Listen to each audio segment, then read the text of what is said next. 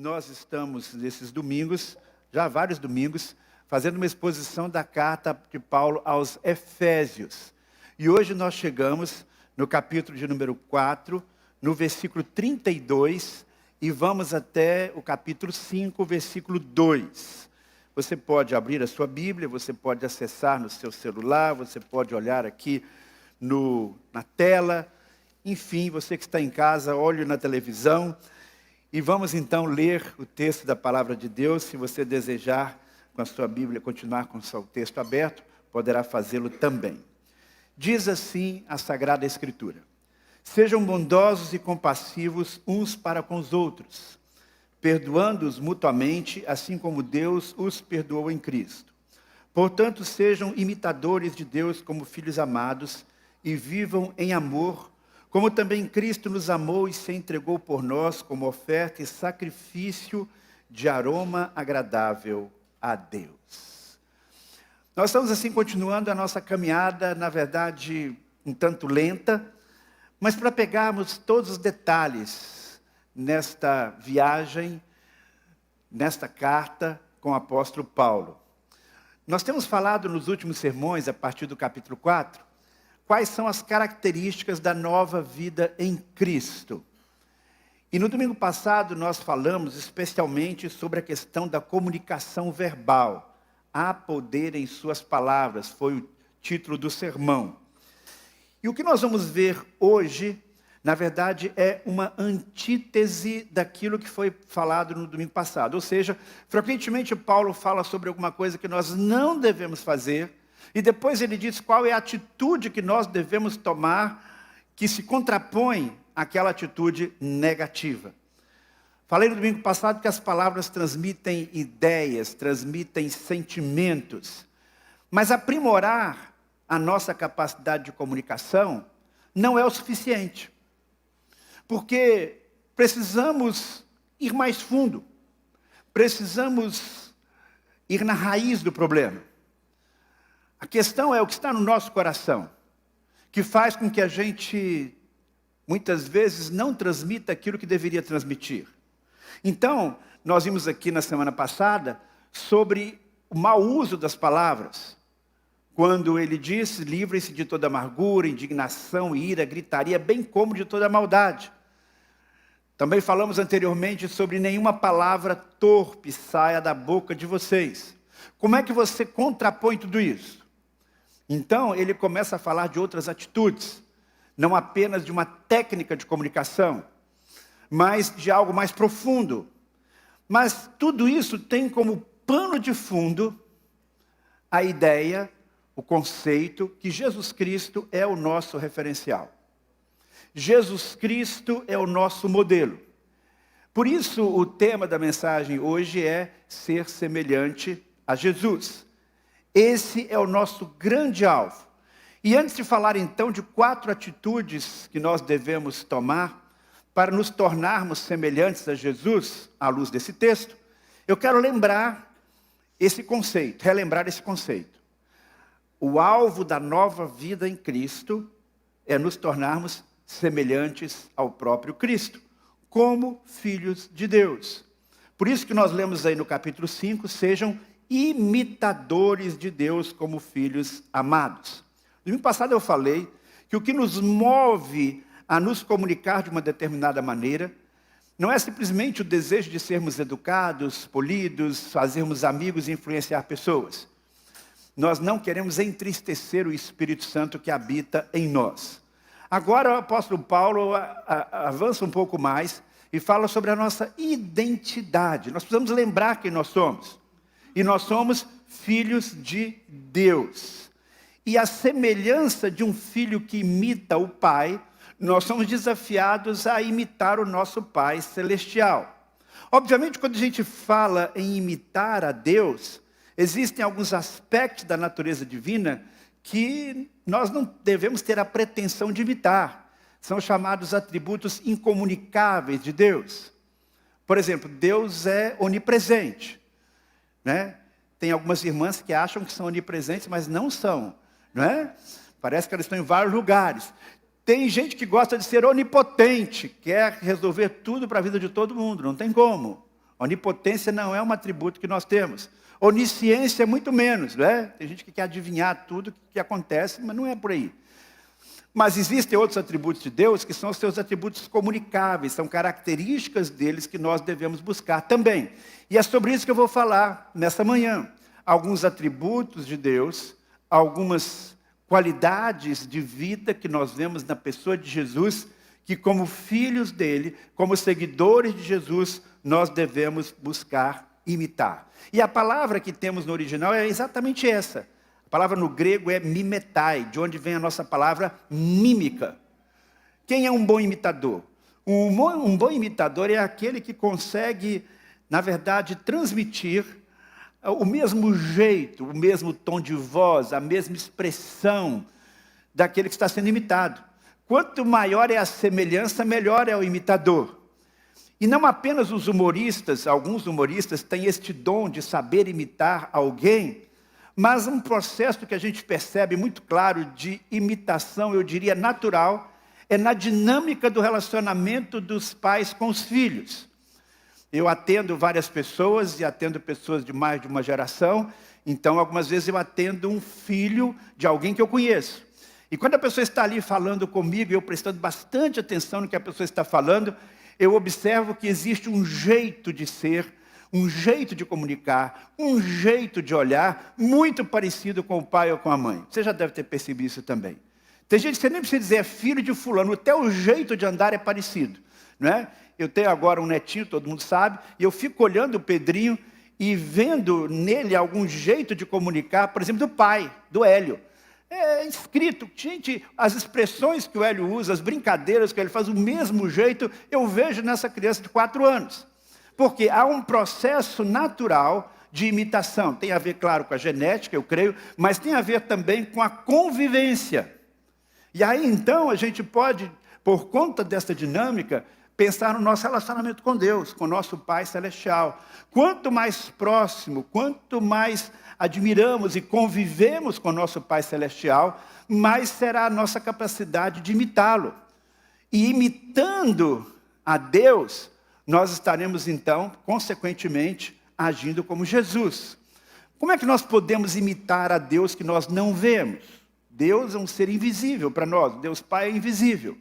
Mas a Bíblia diz que Deus se tornou visível na pessoa de Jesus de Nazaré. Então nós podemos imitar a Deus olhando para Jesus, porque Ele é aquele modelo perfeito, tanto da divindade quanto da humanidade.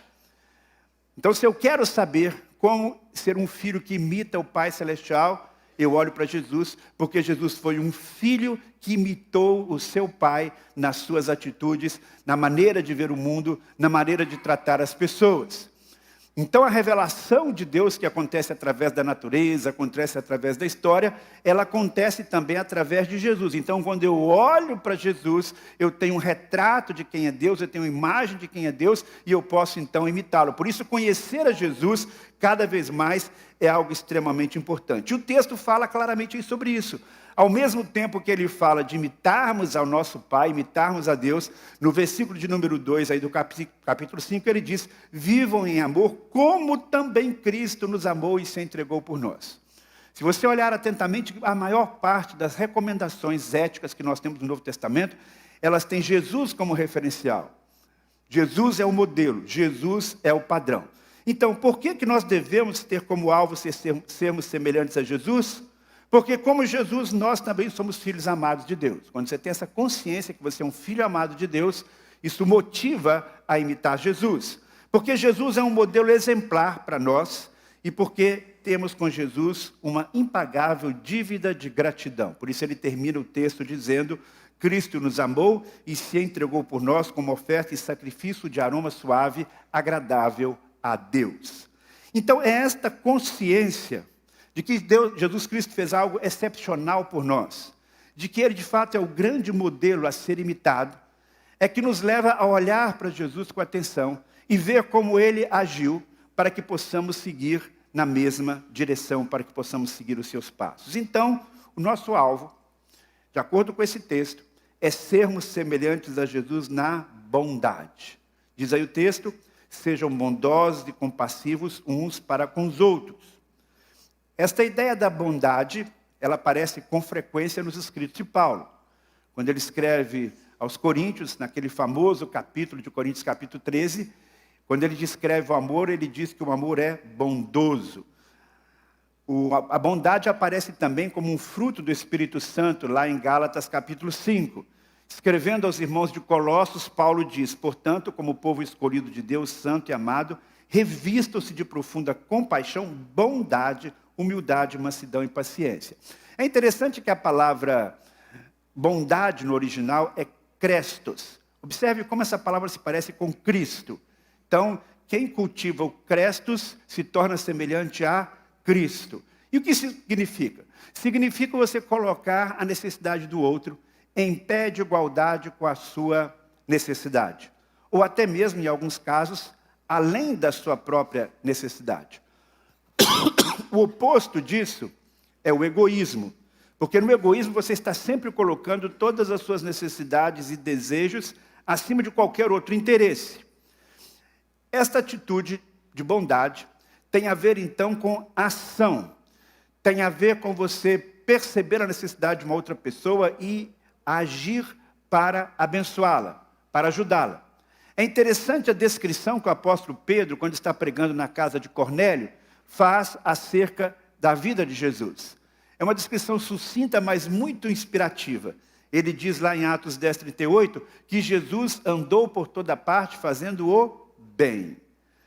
Quando você tem esse tipo de atitude, de procurar fazer o bem, naturalmente, você vai deixando de ser uma pessoa briguenta, uma pessoa amarga, uma pessoa que não fica criando caso por bobagens, porque você tem um alvo maior no seu relacionamento com as pessoas ao seu redor. E você aprende a se comunicar adequadamente pela atitude que está no seu coração. Pare e pense agora. Quem são as pessoas bondosas que têm abençoado a sua vida? Pessoas que você olha para eles e você diz: realmente essa pessoa se interessa por mim. Eu tenho várias pessoas que eu poderia colocar nessa lista. Eu penso, por exemplo, em 3 diáconos da nossa igreja, especificamente, que têm esse papel na minha vida. De vez em quando eles me ligam, ou então quando se encontram comigo pessoalmente, ou às vezes chegam a mandar mensagem pelo WhatsApp, simplesmente para dizer: pastor, como é que está a sua saúde? Eles sabem como eu sou, então eles me fazem essa pergunta, não é? Como é que está, pastor, aí? Como é que está isso, aquilo? Não vou entrar em detalhes, para não me expor muito, mas o fato é que eles me perguntam sobre a minha saúde. E eu me sinto cuidado com essa palavra deles. Eles não estão precisando de mim para nada, eles só querem saber como está a minha saúde. Tem um outro diácono que, quando eu ligo para ele, a primeira pergunta dele sempre é: pastor, em que eu posso lhe ajudar hoje? Você imagina quantas ajudas eu peço para ele, não é? Mas é uma pessoa extremamente disponível e frequentemente eu estou ligando para ele para pedir alguma coisa. Não só para isso, mas muitas vezes sim. Então, e eu sei que isso ele faz de todo o coração. As pessoas que ajudam a gente aqui na igreja, estamos apresentando aqui agora a Elisa, tantos outros que me ajudam, que caminham comigo e me auxiliam a realizar o ministério que Deus me tem confiado. Atos de bondade. Independente dessa pessoa ser remunerada ou não. É importante você observar as pessoas que trabalham ao seu redor, que o fazem não apenas para cumprir uma responsabilidade, mas como um ato de bondade. Por outro lado, quais são os atos de bondade que você praticou nesta semana? Não estou falando de uma grande coisa. Quem sabe você, nesses últimos 15 dias, levou um dia um café na cama para o seu cônjuge, ou ele ou ela precisou de uma massagem e você fez aquela massagem, ou você foi ao médico com ela, com ele, ou quem sabe você cancelou um compromisso para estar com o seu filho ou com uma pessoa próxima num encontro que era importante para ele. Ou então você percebeu a necessidade de um irmão e você se prontificou a ajudar e realmente ajudou. Essa semana, por exemplo, Dora estava muito sobrecarregada aqui, preparando o material, o figurino para o musical na semana que vem. Chegou uma irmã da igreja, uma jovem, que não é do ministério dela, ela chegou e disse: como é que você está aí? A Dora falou: estou aqui, muita coisa. Então, deixa eu te ajudar. E não apenas ajudou, mas pegou parte do material, levou para sua casa, preparou tudo e depois entregou para a Dora. Isso é você perceber a necessidade de uma outra pessoa. E se prontificar a ajudar, não ficar só olhando, não ficar só esperando pelos outros. Atos de bondade. Algo não é sua responsabilidade, não é seu dever, mas você vai lá e faz. Porque você quer ser útil, porque você quer abençoar aquela pessoa. Esse é o desafio. Porque era assim que Jesus vivia. Ele olhava para as pessoas, percebia a necessidade, algumas vezes era requisitado, outras vezes ele tomava a iniciativa, ele ia e fazia. Jesus é o nosso modelo. Mas ser semelhante a Jesus significa também ter como alvo ser semelhante a ele na compaixão. Segunda orientação que nós temos aí é: sejam bondosos e compassivos uns para com os outros. Me parece aqui que o desafio é um pouquinho maior. Porque eu até posso ser bondoso, mas ainda não estar imbuído de um sentido mais profundo de compaixão. Eu posso ser prestativo, eu posso ser proativo, mas ainda não estar com o meu coração completamente conectado com a necessidade de outra pessoa. Compaixão, então, tem a ver com sensibilidade, tem a ver com aquilo que está no íntimo do seu ser. E, obviamente, não é só um sentimento, é um sentimento que leva a uma ação. E eu já tenho falado muitas vezes aqui sobre isso, porque para mim Jesus é um exemplo disso assim, extraordinário, muito claro. Lá em Marcos capítulo 6, versículo 34, nós lemos que quando Jesus saiu do barco, viu uma grande multidão e teve compaixão dela, porque eram ovelhas que não têm pastor, e ele começou a ensinar-lhes muitas coisas. Então Jesus percebeu a necessidade daquele grupo de orientação, de direção, e Jesus ministrou ao coração deles. Mas depois, na sequência do texto, a necessidade da multidão se amplia, porque eles ficam com fome. E Jesus então multiplica os pães e os peixes. Tanto a ação de ensinar, quanto o milagre que Jesus realizou, teve como motivação, teve como pressuposto a compaixão. E a compaixão, meus irmãos, é a marca registrada de Jesus. Ele chega perto de uma pessoa que lhe pede ajuda, e quantas vezes os evangelistas registram? Jesus viu aquela pessoa e teve compaixão dela. Aquilo que eu falei há poucos domingos atrás. O bom samaritano que olha para o homem caído à beira da estrada e tem compaixão e se move de íntima compaixão. E esse é um atributo, meus irmãos, que vemos não só em Jesus de Nazaré, mas é um atributo que ele carrega como filho de um pai que é compassivo. Porque embora alguns tenham uma visão distorcida que o Deus do Antigo Testamento é o Deus vingativo, é o Deus apenas poderoso, forte, o Deus da guerra, mas no Velho Testamento nós vimos muitos sinais da compaixão desse coração compassivo de Deus. Ele se coloca como um pai compassivo. O salmista diz lá no Salmo 103, versículo 14, como um pai tem compaixão de seus filhos, assim o Senhor tem compaixão dos que o temem, pois ele sabe do que somos formados, lembra-se de que somos pó. Ter compaixão, então, significa que você não ficou calejado, que você não olha para a pessoa e diz: olha, isso é um problema dela. A filosofia do que não compartilha, do que não cultiva a compaixão é: a vida é dura, cada um por si, Deus por todos. Não. A compaixão envolve sensibilidade, envolve empatia e ação. Significa que você não está focado em resolver apenas os seus problemas. Significa que algumas vezes você chega a se esquecer dos seus problemas para resolver os problemas dos outros. Significa que você olha menos para as suas necessidades e procura ajudar outros que estão precisando mais do que você. Nosso alvo também é sermos semelhantes a Jesus no perdão. Na sequência do texto nós lemos que nós devemos perdoar-nos mutuamente, assim como Deus nos perdoou em Cristo. O cristianismo é extremamente realista. Pessoas que você ama, na sua família, na sua igreja, no seu convívio, pessoas em quem você investiu tempo e até dinheiro, quem sabe, nem sempre vão lhe retribuir tudo aquilo que você fez à altura. Você foi benigno, você foi bondoso, você agiu com compaixão, mas, infelizmente, nem sempre a resposta que você tem das pessoas é a resposta que você gostaria ou que você, de alguma forma, esperava ter. E o pior é quando isso acontece na igreja. Porque na igreja você imagina, não, as pessoas estão ali salvas, regeneradas, transformadas, então a sua expectativa com relação à igreja certamente é alta. Mas algumas vezes a gente se decepciona também com os nossos irmãos. Alguns momentos a gente decepciona os outros com as nossas atitudes. Por isso ele fala aqui do perdão como sendo um mandamento recíproco, perdoando uns aos outros. Ele reconhece que o perdão vai ser necessário. Quanto mais você se envolve na igreja, num ministério, servindo, num pequeno grupo, mais você vai ter que exercitar o perdão. Porque se o seu relacionamento com o corpo de Cristo é superficial, então em relacionamentos superficiais a possibilidade de você se magoar também é menor. Mas quando você se dedica a alguém, quando você se entrega a alguém, quando você dá o seu melhor por alguém, e essa pessoa age com você de uma maneira completamente ingrata ou desonesta, isso dói mais. Isso pode acontecer tanto na igreja quanto na família. E aí, o que você vai fazer?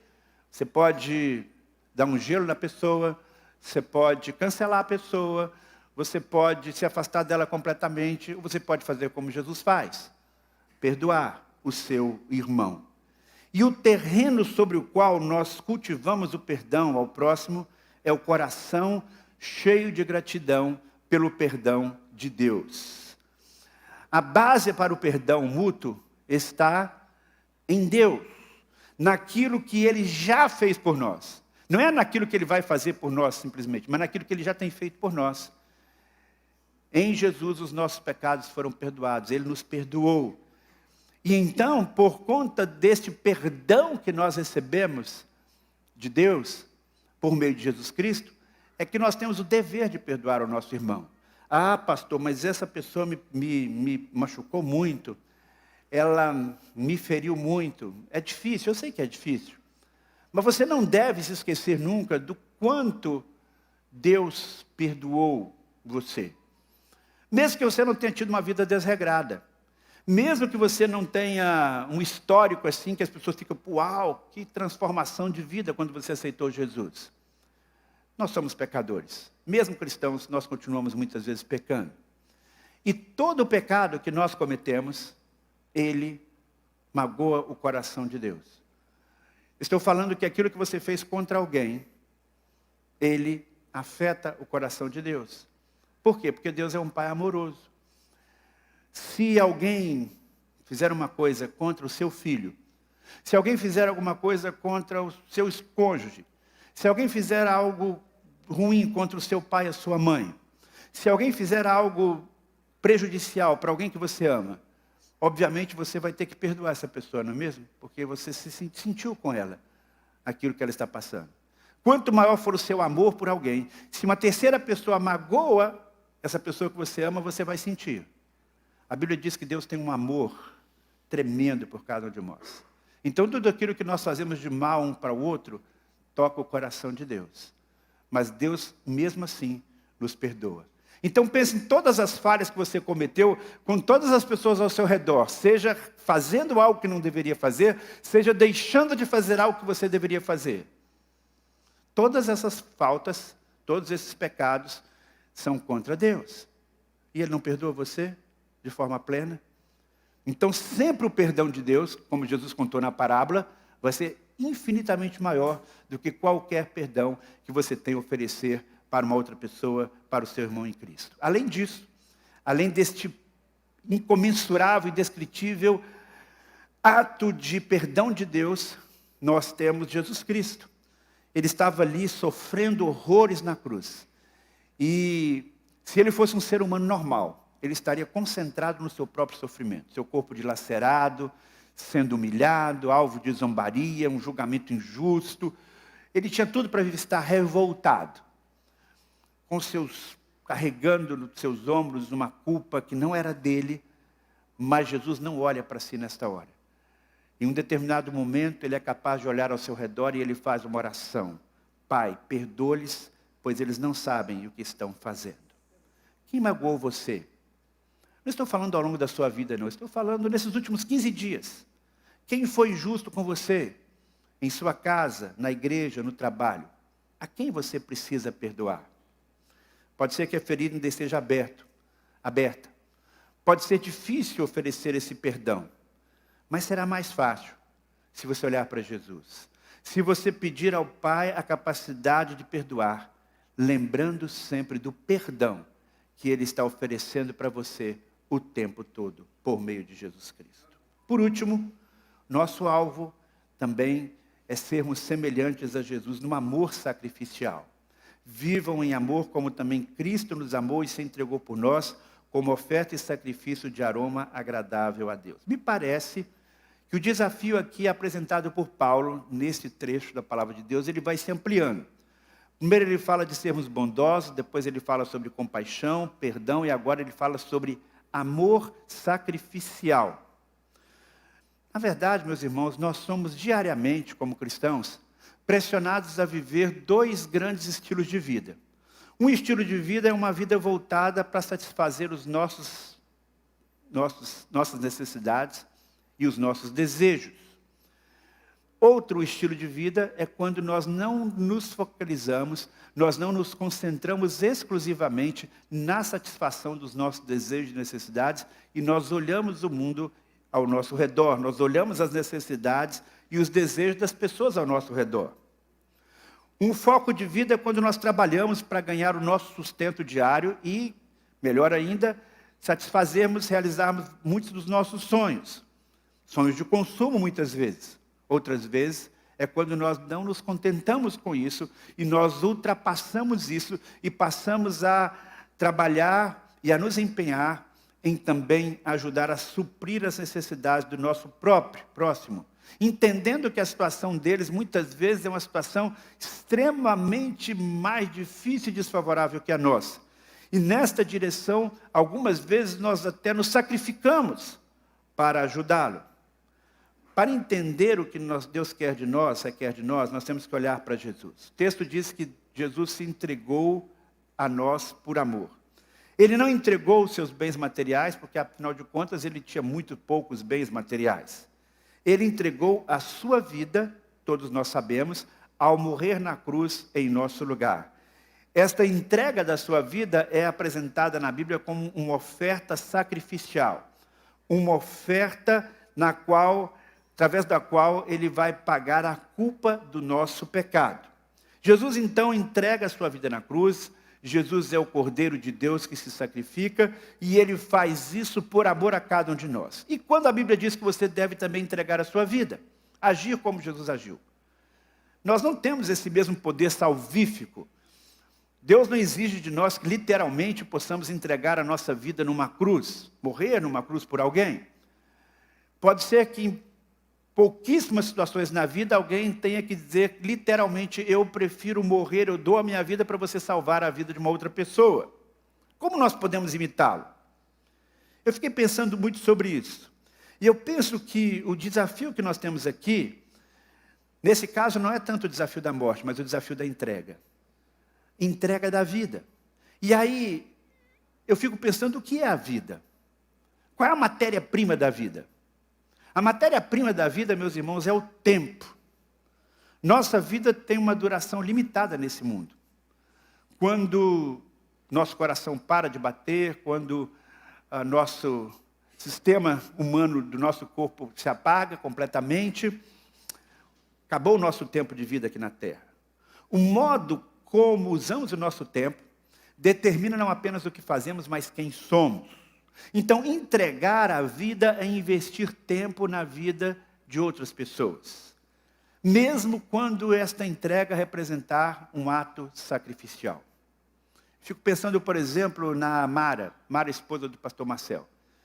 Marcel está lá na UTI, entubado, sedado, inconsciente nesses dias. Mas em algumas dessas noites, a sua esposa está lá, a Mara está lá, ao lado da cama dele, lá na UTI. Falando com ele, tentando de alguma maneira estimulá-lo. Ela podia estar em outro lugar. Ela podia estar trabalhando, ela podia estar dormindo na casa dela, ela podia estar fazendo qualquer outra coisa. Mas porque ela o ama, ela está ali do lado dele. Isso é entrega. Entrega do tempo. Entrega da sua dedicação, do seu foco. Um missionário sai da sua cidade, sai do seu país, sai do seu ambiente, da convivência dos seus amigos. E vai para um lugar esquisito, numa outra cultura, um lugar muitas vezes inóspito, um lugar sem conforto. Por quê? Ele está ali entregando o seu tempo. Ele está ali entregando a sua vida. Para quê? Para abençoar outras vidas. Não faz sentido, meus irmãos, nenhum sacrifício que você faça que não vá beneficiar alguém. Sacrifício sem um foco de ajudar o outro é tortura, é martírio, é autossofrimento. Aquela pessoa que gosta de de sofrer. Fugiu o nome agora. Masoquismo, exatamente. É masoquismo. E a Bíblia não requer masoquismo de ninguém. O que a Bíblia requer é uma atitude de entrega sacrificial, quando a situação requerer isso. É você deixar de estar fazendo uma coisa que você gostaria de fazer em prol do outro. Isso tem a ver, como eu falei, em passar uma noite com alguém no hospital, mas tem a ver com outras coisas, quando você percebe que alguém ao seu lado está sobrecarregado, e você preferia assistir um filme na Netflix, mas você vai deixar o filme para depois, para ajudar a pessoa que está ali do seu lado. Quando você tem que escolher entre, às vezes, fazer uma coisa que você gostaria, mas você percebe que é uma necessidade urgente, emergente, então você vai e ajuda aquela pessoa. Isso é entrega da vida. Então nós podemos escolher se vamos viver para nós mesmos, ou se nós vamos, de fato, investir tempo na vida de outras pessoas que precisam de nós. Significa você dizer para uma pessoa próxima, alguém da sua família, alguém que você ama, olha, quando você estiver deprimido, conte comigo. Se você tiver uma crise financeira, eu quero lhe ajudar. Em todas as circunstâncias, eu me sacrificarei por você, investirei o meu tempo e a minha energia para ajudá-lo a sair dessa situação. Jesus Cristo fez isso por nós, investiu tempo nas pessoas durante 3 anos, investiu todo o seu esforço, ele abriu mão de todo o seu conforto lá do céu e veio viver entre nós e culminou com a sua morte na cruz. Tudo isso ele fez porque ele tinha um propósito específico, nos abençoar. E é isso que nós também temos que ter como alvo de vida, abençoar as outras pessoas. No Velho Testamento, um sacrifício era agradável a Deus, quando ele era entregue dentro daquilo que Deus especificou, e se dizia que aquela era uma oferta com cheiro suave, de aroma suave. Era um tipo de sacrifício por amor que alegrava o coração de Deus. O que fazemos sacrificialmente em prol de outras pessoas, quando fazemos motivados pelo amor ao próximo e a Deus, alegra o coração de Deus. É como uma oferta de amor, uma oferta suave ao Senhor. Sejamos bem sinceros. Sermos semelhantes a Jesus tem sido um alvo verdadeiro para as nossas vidas? Você e eu gastamos algum tempo meditando sobre como Jesus agiria e reagiria em determinadas situações que enfrentamos? Ou a gente segue apenas o próprio instinto? No relacionamento com o nosso próximo, a maior parte do tempo, nós demonstramos bondade, compaixão, perdão e amor sacrificial. Faça um recorte, pense aí nos últimos 15 dias. Como é que você viveu em sua casa, na igreja, em seu trabalho, ou em qualquer outro ambiente? Fazendo esta retrospectiva, essa autoanálise, você consegue identificar situações em que você reproduziu o comportamento de Jesus, e quem sabe situações em que aconteceu exatamente o contrário. Convido você então agora a fazer comigo esta oração. Querido Pai do céu, nós estamos aqui reconhecendo que muitas vezes nós não temos o coração que Jesus teve e ainda não conseguimos, ó Pai, imitar o Teu Filho como nós gostaríamos. E por isso nós queremos te pedir perdão, crendo no Teu perdão, que é sempre grandioso, Pai, e por isso vivemos. E que nós possamos, ó Pai, então, ter um coração em que se manifesta claramente a bondade, a compaixão, o perdão e o amor sacrificial. Nós não temos condição nenhuma de fazer tudo isso sozinhos. E por isso pedimos o auxílio do Teu Santo Espírito, a quem nós queremos alegrar, a quem nós não queremos entristecer com as nossas palavras e gestos. Ajuda-nos a imitar Jesus, como filhos amados do Senhor. Eu peço isso para a minha vida e para a vida de cada irmão que aqui está, para a vida de cada pessoa que nos acompanha nesse momento também pela internet ou pelo rádio. Que a Tua bênção nos alcance nesta manhã, no nome de Jesus. Amém, Senhor.